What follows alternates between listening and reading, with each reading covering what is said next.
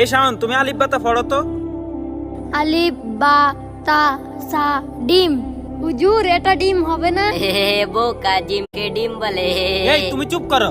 শাওন, তোমাকে এত সুন্দর করে পড়ালাম, তারপরে তোমার মনে থাকে না কেন? হুজুর আমি এত পড়ি তারপরও আমার মনে থাকে না, কি করব? ও আচ্ছা, এই ব্যাপার। আচ্ছা তুমি এই কাগজটা নাও, এই নাও ধরো। কালকে এটা মুখস্থ করে আসবা। যাও, আজকে তোমাদের ছুটি। আলিফ বা তা সা জিম হা এটা কিভাবে হ, সম্ভব? দাল হুজুর। জাল। এই কি হয়েছে? কালকে শাওনকে কাগজে কি এমন লিখে দিয়েছেন, আজকেও সব পড়া পারতেছে। তাহলে শুনো, কালকে শাওনকে একটা কাগজ দিয়েছিলাম, আর ওই কাগজে লেখা ছিল রব্বি জিদনি এলমা।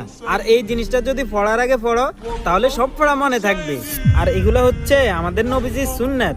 হুজুর আপনি ঠিক বলেছেন। আমাদের ভিডিওটি ভালো লাগলে অবশ্যই লাইক করে দিবেন।